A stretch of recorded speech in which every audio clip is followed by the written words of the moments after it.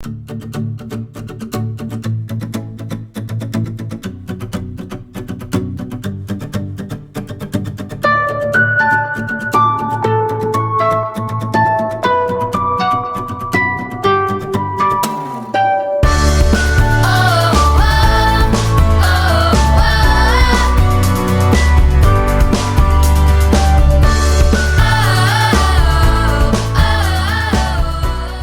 everybody, welcome to today's video. My name is Kira, Island Socialist on Instagram, and my blog is islandsocialist.com. This is the new Ballad Blouse by Love Notions, but if you watch my last video, this probably looks a little different, right? That is because I did this cute little peplum hack, and also the sleeves are hacked a little bit. So if you want to see how I created this look, keep on watching. Also, make sure you go and watch my previous Ballad Blouse video, because that video gives you all the details about the pattern, and in that video I actually made the pattern as is, so you can see what it looked like before I change it up like this. This pattern is still on sale. It's on sale until the 16th of May for $3 off the regular price. If you want to grab the pattern, I'll have my affiliate link down in the description box below. Now today's video is going to be the full tutorial for how to create this cute little peplum top using the Ballad Blouse. We'll be going through step by step how to create this exact top. Keep on watching.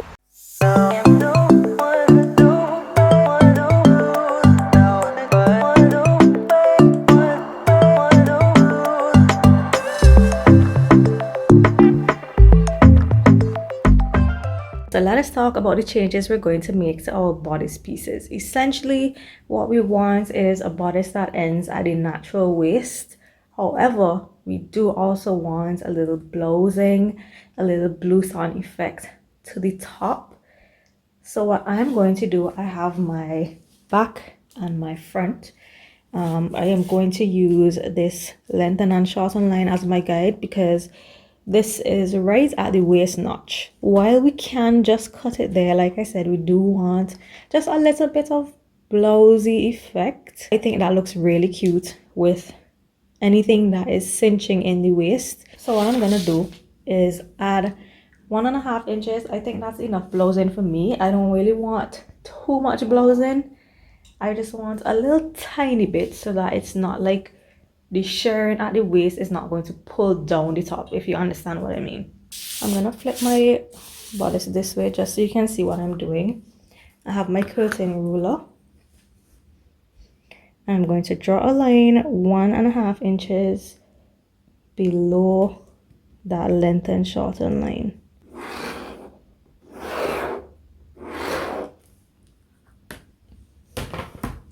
So this line here is my new bodice line.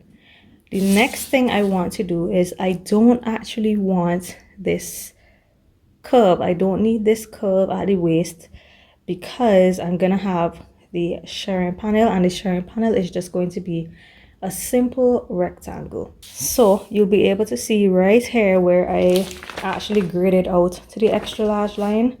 So what I'm going to do is, I'm actually going to cut on that size large line instead, because that is just a little bit straighter. So I'm going to come down and then all the way across on this line, and I'm going to do the same exact thing to my front piece. This is my new back bodice piece. I know it looks really short and mini. Of course, you can adjust to whatever length you like. I am really short-waisted, so this is just perfect for me. So here's my front, again using the lengthen and shorten line as your guide.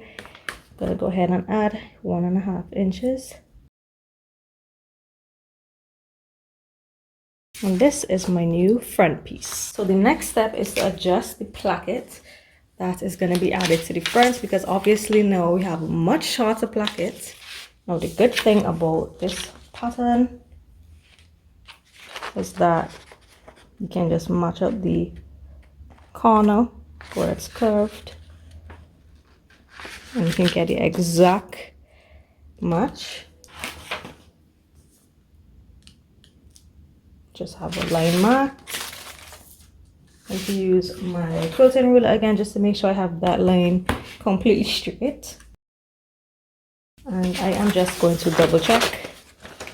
I'm going to match these up again. I just want to make sure. So we're matching this corner piece. Yep, that's correct. I can go ahead and chop this off now. And this is my new placket piece. I will go with my front piece. And of course, you'll have the yoke piece attached to the top. Okay, so the next step is creating the rectangle template for the waist panel. Now the waist panel is a rectangle because we're going to share the waist, and then you'll end up with a little peplum piece to the bottom, right? Now here's the interesting thing. When I was trying to decide on my length, I actually held this template for the shoulder yoke, well, the front shoulder sharing piece, up in front of me, and I found that this is the perfect length that I want for my peplum piece, because I'm going for a really short, very summery, absolutely adorable little peplum top. So this is actually the perfect length for me. So now we just need to work out the width. So we're gonna do some calculations. So first thing you need is your waist measurement. My waist measurement is 34 inches. And the thing about shirring is that generally, once you have the correct tension and everything, generally it is going to pull into half of the original measurement. So this template, after this is shirred, this is pulled down to half. So essentially, you want to cut your piece double the length that you actually need, so that when it shrivels up, it is the correct length, or width rather. What we are going to do though is split this into half. So half for the front and half for the back. So half of 34 is 17. So technically we need a finished measurement of 17 inches for the front and a finished measurement of 17 inches for the back, right? But remember I said we need double the length, so that I will then shrink down. Look at how this just circles back now. Essentially, we need 34 inches for the back and 34 inches for the front, so that when it has shrunken down in half, it will then be 17 inches each. I only brought this down so that you can see the breakdown, but essentially what you need is your waist measurement. So you need a length of your entire waist measurement for the front, and then another length of your entire waist measurement for the back. So I am just going to use this same template, and this is cut on the fold, which means I just need my 17 inches across. And then of course we need to add our seam allowance, and the seam allowance at the side seam is ½ inch. So we need 17.5.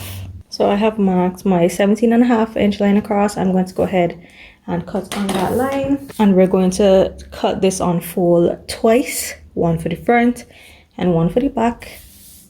Then after our ½ inch side seams are taken out and it's shrunken down, we're gonna have our exact 17 inches for the front and 17 inches for the back. Well, not exact, approximately, depending on your fabric choice and so on. The shirring could hold a little bit more tension or a little bit less tension, but you'll have the general waist measurement that you need. And those are all the changes we need to make for this top. So we have our waist shirring panel, we have our new front piece, we have our new back piece, and we have our new front placket. Your sleeves and everything stay exactly the same. These are the only changes you need to make. Really easy hack this is. So I'm going to go ahead and cut out my pieces, and when I am ready to attach my waist shirring panel, I will come back to you guys. So here you guys can see me cutting out those two waist panels. And the little trick I have that I always try to do when I have things to match up is I cut a center notch. That gives me a nice center to work with to then match with the bodice piece. So at this point you should have your front and back bodices pretty much almost completely assembled. The only thing left to do on this would be the side seams, the sleeves, and then this extra piece. So I've assembled this to the point that the back is joined to the front.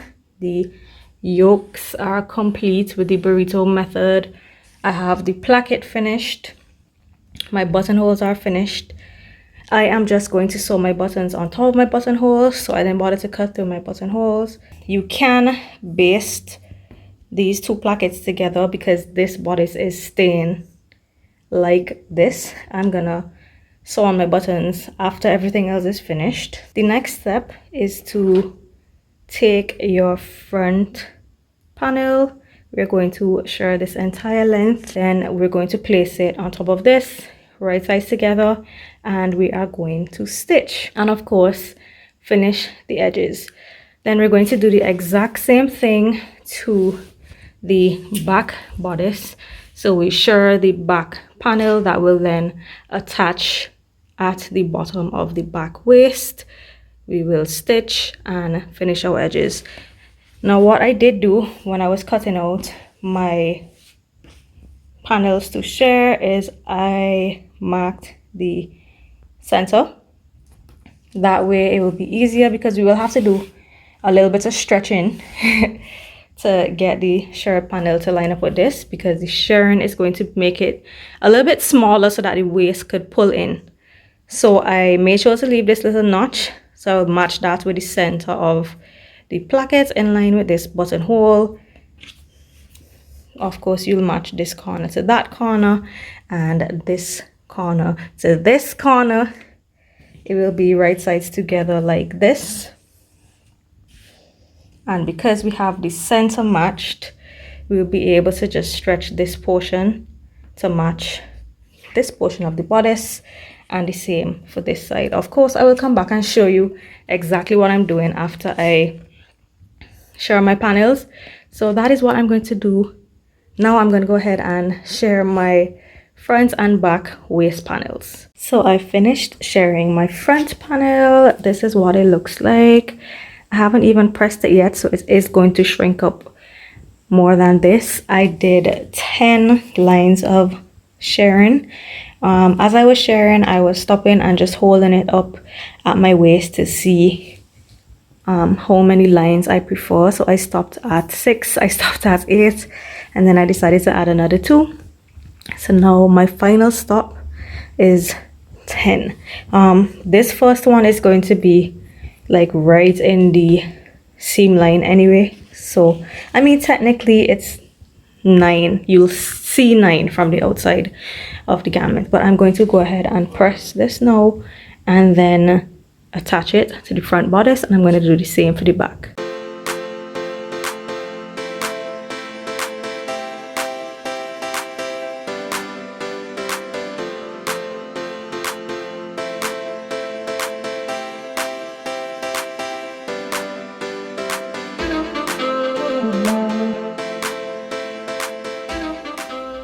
So now I have my shirring and my little peplum part attached to both the front and the back bodice pieces.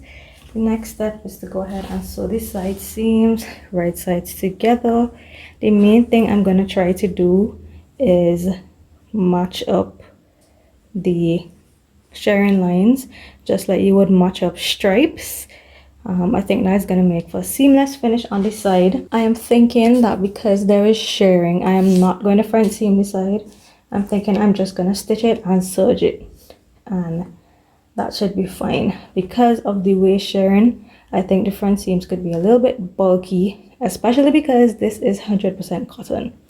So I'm going to do right sides together, match up my shirring lines, stitch down the side seam and serge. Once that is finished, we can go ahead and do our narrow hem, and then the last thing to do is to set in the sleeves, and we'll have a nice little peplum top finished. As a mistake I made, I didn't take into consideration that because hair is so stretchy, you actually want negative ease at the waist.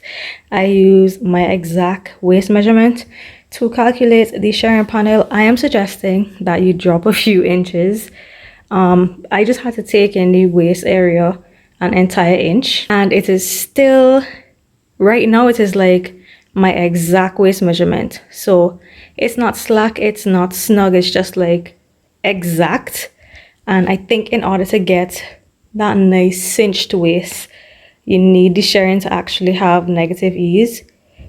So I would say drop 2 to 3 inches from your waist measurement before calculating this panel. I made the mistake so that you guys don't have to. Apart from that, it is super cute. I think I am settled on these yellow buttons that I've had in my stash for absolute ages, just sitting there. I think those look super cute. So now I just have to do my hem. I'm doing a 1/2 inch hem, so 1/4 inch, and then fold another 1/4 inch. And for the sleeves, I'm trying to work out. I think I'm going to go ahead and use the short sleeve, but I either want to add elastic at the end of the sleeve, or I may want to do some shirring as well. So I'm going to go ahead and do my hem. I'm going to add my buttons, and then I'll decide on my sleeves. Stay tuned. Okay, so now that the top is pretty much complete, it is hemmed and everything, buttons are on, all we have left to do are the sleeves, and I think I have settled on what I want to do with the sleeve. So this is the short sleeve piece that is actually meant to have a cuff, but I think I'm going to use this piece and do a little bit of shirring to match the rest of the top. So the first thing I'm going to do is mark off 1/2 inch seam allowance because I will be doing a narrow hem. I just want to mark that seam allowance. Then I think I want maybe about 3/4 inch left after the hem, so I'm gonna mark that as well. And then I think I'm going to do just about 3 rows of shirring, and each row of shirring will be 3/8 of an inch. So I think I'm going to do 4 lines of shirring, and then we'll have our 1/2 inch hem, this little 3/4 inch after it's hemmed, and this is folded under. Let me see if I can show you what I'm going for. So when the hem is folded under and we have the shirring, you'll have this little piece that will form a kind of frill, almost like the hem of this. So technically this is the sleeve in large scale. This piece from the end of the shirring down that is frilling out like this will be just about 3/4 inch, and we'll only have about 4 lines of shirring, and that should be it for the sleeve. So I'm going to go ahead and cut out my sleeves. So what I'm going to do is do my first line of stitching 1 1/4 inches up from the hem. So I'll just use the markings on my sewing machine to guide me for that first line of shirring. That's the 1/2 inch hem plus the 3/4 that we want left out. That's 1 1/4 inches. So we sew the sleeve like this essentially, and so this is the 1 1/4 inch marking here that will guide my first line of shirring, and then we'll just use the presser foot to guide the other ones, which will be 3/8 of an inch distance. The reason why you want to shirr before you actually close up the ends of the sleeve is because with shirring, remember, we have elastic thread that's just hanging out, which means that you can actually pull it out if you want to. So we want to make sure we get the tails of the elastic thread into a seam that is either serged or front seamed or finished some other way. You want to make sure the elastic thread is within a seam, that way it stays and it never pulls out while you're wearing it. So I'm going to cut out my sleeves, and the first step will be to do my lines of shirring. Then I will go ahead and sew up the side seams. Then I can hem the sleeve and insert it like you normally would. Okay, so this is my machine setup. You have a regular thread, I'm using orange, and in the bobbin, which is under the fabric, I have my elastic thread. Okay, I know you probably can't see very well, but my 1 1/4 inch line is right here. So I am lining up the edge of my fabric, the edge of my sleeve that will become the hem, with that 1 1/4 inch line. And shirring is really simple, you guys. It's just sewing straight stitches.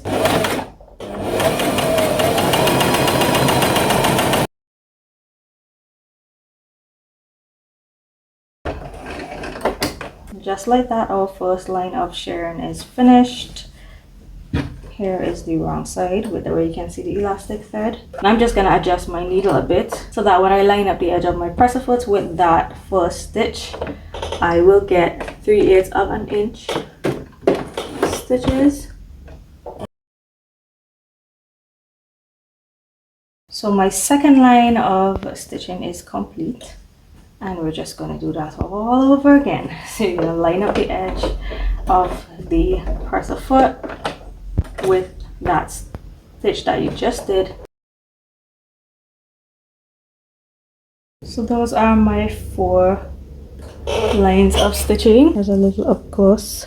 I am kind of tempted to do another row of stitching, but what I'm going to do is I'm going to go ahead and hold it up by my arm in the mirror. Guys, I don't know if you know this by now, but I do a lot of winging it using my mirror as my guide. Okay, I think I'm gonna just leave it with the 4 for now. So I'm gonna go ahead and do the other sleeve. Here is the wrong side. So these are the elastic thread tails that I was talking about. You really want to get these into a seam, otherwise you can literally just pull this out. Like right now I can use these tails to adjust the shirring if I wanted to. If I wanted more tension, I'll just pull on them, but I'm gonna let the iron take care of that for me. So this is the part where the magic happens, guys. This is my sleeve, and I'm gonna hit it with some steam and it's gonna shrink up. It's magic, y'all. It is magic.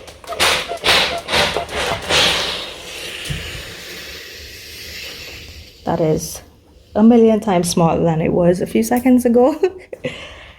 This is what it looks like from the wrong side. Now you could really see the fabric gathering in between the elastic thread. Now I'm just gonna cut off these thread tails and get ready to sew the side seams together.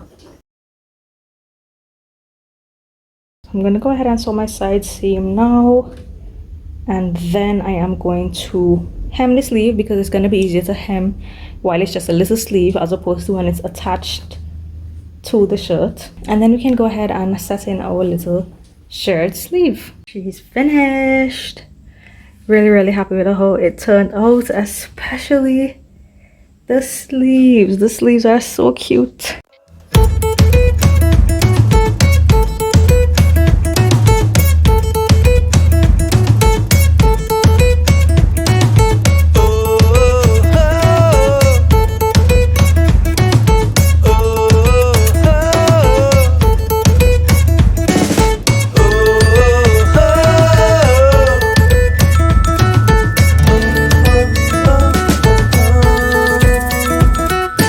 You guys enjoyed this video. If you did, don't forget to give me a big thumbs up. Also hit the subscribe button if you haven't done so already. Make sure to grab your Ballad blouse before the sale expires.